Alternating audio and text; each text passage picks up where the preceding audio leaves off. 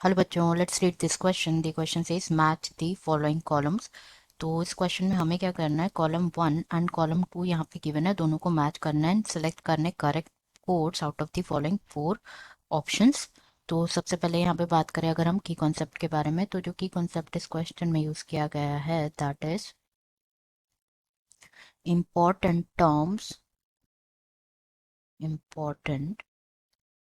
Terms from environmental issues.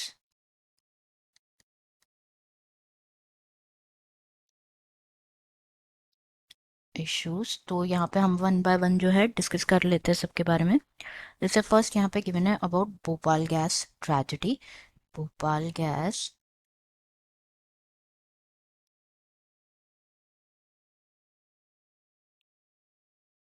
Tragedy. तो जो Bhopal gas tragedy है, ऑन द नाइट ऑफ 2 दिसंबर 1984, 2 दिसंबर 1984 क्या हुआ था, एक गैस लीक हुआ था at the Union Carbide India Limited, at Union Carbide India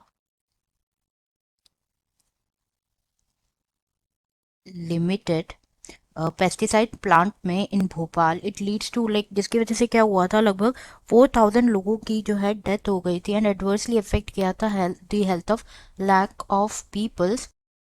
तो यहाँ पे जो भोपाल गैस ट्रेजेडी है कॉलम 1 में, वो मैच हो जाएगा with third. A match with third. Next यहाँ पे गिवन है integrated organic farming. Integrated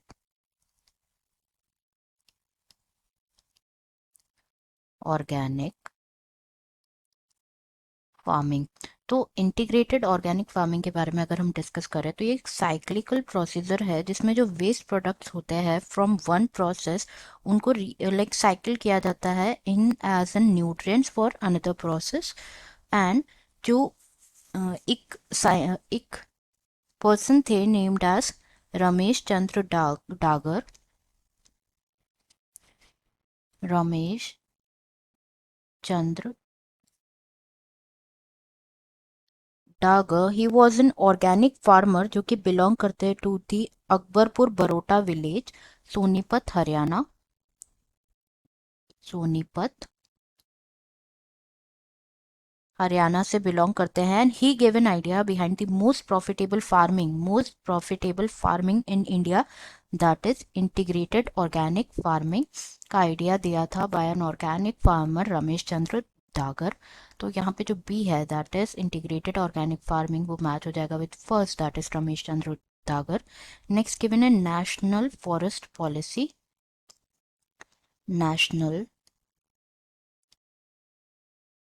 forest policy.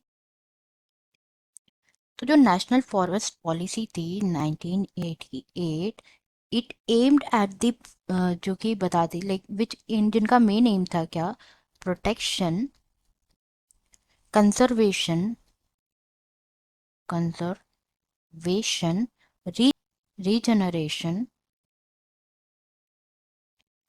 Regeneration and development, किसका, फॉरेस्ट का, डेवलपमेंट ऑफ फॉरेस्ट। तो जो मेन पॉइंट थे नेशनल फॉरेस्ट पॉलिसी 1988, ये इंक्लूड करता है maintenance of environmental stability by preservation, restoration और ऑफ इकोलॉजिकल बैलेंस। तो यहाँ पे जो सी है that is national forest policy, वो मैच हो जाएगा विथ 1988, दैट इज फोर्थ के साथ मैच हो सकता है। डी गिवन है world environment day. World environment day. तो जो वर्ल्ड एनवायरनमेंट डे है, ये सेलिब्रेट किया जाता है ऑन 5 जून। 5 जून को सेलिब्रेट किया जाता है। तो यहाँ पे जो डी है वो मैच हो जाएगा with fifth, that is 5 June. And last given है क्योटो प्रोटोकॉल। Kyoto protocol.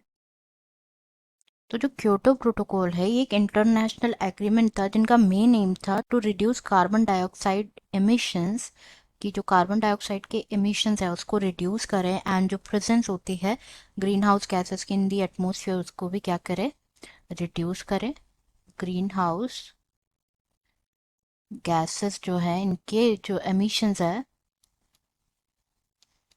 इनको क्या करे, रिड्यूस करे। तो ये मेन एम था क्योटो प्रोटोकॉल से। इन एंड जो असेंशियल टेनेंट था of the Kyoto protocol that was industrialized nations जो कि which needed to lessen the amount of their carbon dioxide emissions. And जो प्रोटोकॉल था ये अडॉप्ट किया गया था क्योटो में जापान इन 1997। जब क्या हो रहा था बेसिकली जो ग्रीन हाउस गैसेस थी वो बहुत ज़्यादा रैपिडली थ्रेट कर रही थी हमारे क्लाइमेट को। तो यहाँ पे जो ई है वो मैच हो जाएगा with second that is reduction in emission of green house gases 2005।